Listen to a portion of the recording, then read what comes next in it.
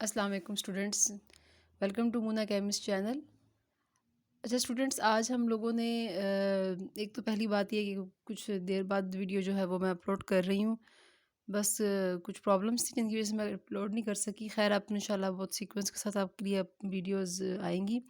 अच्छा student, last time हम लोगों ने जो टॉपिक आपके साथ डिस्कस किया था उसमें केमिस्ट्री की डेफिनेशंस थी, उनकी ब्रांचेस थी। तो जितना हम लोगों ने उसको डिस्कस किया था उससे रिलेटेड आपकी बुक में एक अच्छी चीज़ ये होती है कि उन्होंने जो है वो प्रॉपर आगे से उनसे रिलेटेड शॉर्ट क्वेश्चंस बनाए होते हैं। यानी कि आप ये कह लें कि जो चीज़ आपने जितनी भी पढ़ी है, चाहे 2 टॉपिक्स पढ़े हैं, 3 टॉपिक पढ़े हैं, उनको उन्होंने समराइज़ करके उनसे रिलेटेड जितने भी शॉर्ट क्वेश्चंस हैं वो बना के रखे हुए हैं, ताकि आपको ये आइडिया हो जाए कि आप लोगों ने जो पढ़ा है वो वाक़ई आपको समझ आया भी है कि नहीं। तो उससे रिलेटेड शॉर्ट क्वेश्चंस का मकसद ये है कि अगर आपको टॉपिक समझ आया होगा तो डेफ़िनेटली आप ईज़िली उन तमाम शॉर्ट क्वेश्चंस के आंसर्स को रिप्लाई कर सकते हैं। अब जैसे कि पहला इसमें क्वेश्चन अगर आप देखें ना, तो नंबर 1 पे क्या लिखा हुआ है कि in which branch of chemistry behaviour of gases and liquid is studies. ज़ाहिर बात है, अगर आप डेफिनेशंस पढ़ी हुई है तो आपको तो आइडिया हो जाना चाहिए कि भाई ये कौन सी केमिस्ट्री की ब्रांच है जिसमें हम लोग गैसेस को और लिक्विड्स को डिस्कस करते हैं। उसके बाद है डिफाइन बायोकेमिस्ट्री। बहुत इंपॉर्टेंट शॉर्ट क्वेश्चन स्टूडेंट, बहुत ही ज़्यादा। यानी कि आप समझिए कि जब भी टेस्ट तैयार किया जाएगा ना आपका, तो ये क्वेश्चन तो एक कंफर्म होना जो आपको दिया जाएगा। फिर है कि विच branch of chemistry deal with the preparations of the paints and the paper. I think, I hope कि आप इसका भी रिप्लाई कर सकते हैं। मैं इसलिए नहीं बता रही क्योंकि आप लोगों ने पढ़ लिया है।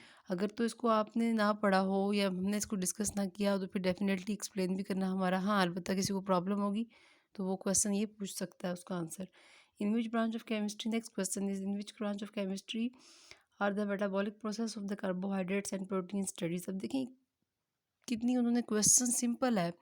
इस क्वेश्चन को मैं बड़े आसान तरीके से भी दे सकती हूँ, लेकिन आपका ये चेक करने के लिए कि आपको कॉन्सेप्ट क्लियर है, वो क्वेश्चन को मॉडिफाई करके देते हैं, उसको उस तरीके से पूछते हैं जहाँ से आपके जहन की ये हमें बात पता चल जाए कि आपको वो बात समझ आ रही है या नहीं, कि जस्ट आप रटे मार रहे हैं।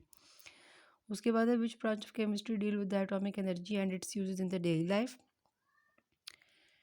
फिर आ गया last question, the branch of chemistry deal with the structure, which branch of chemistry deal with the structure and the properties of the naturally occurring molecules. अच्छा स्टूडेंट, ये 5-6 क्वेश्चंस हैं और इनके कई क्वेश्चंस की तो आंसर जस्ट 1 लाइन है। Means मतलब कि 1-2 वर्ड्स हैं। जैसे कि पहला जो क्वेश्चन था, इसका जो आंसर है वो जस्ट 1-2 वर्ड है, लेकिन आप जो कि 9th क्लास के लेवल पर है तो आप जस्ट एक वर्ड 2 वर्ड लिख कर आ जाएंगे और ये उम्मीद करेंगे कि आपको पूरे 2 नंबर दिए जाए। तो ये ऐसे नहीं होता स्टूडेंट, आपको कम से कम उस क्वेश्चन के आंसर को उस तरह से लिखना है कि आपको 2 मार्क्स दिए जाए। बेशक 1-2 लफ्ज़ हैं, लेकिन आपने पूरी स्टेटमेंट फिर कवर करनी होती है। तो क्लियर हो गया आपको ये। तो अब हम इसके बाद नेक्स्ट डेफिनेशन स्टार्ट करेंगे, जो बेसिक डेफिनेशंस होती हैं केमिस्ट्री की। मतलब हर ब्रांच में जब आप एंटर होते हैं तो बहुत सारी डेफिनेशंस आती हैं, बहुत सारे टर्म्स आते हैं जिनको समझना बहुत ज़रूरी होता है।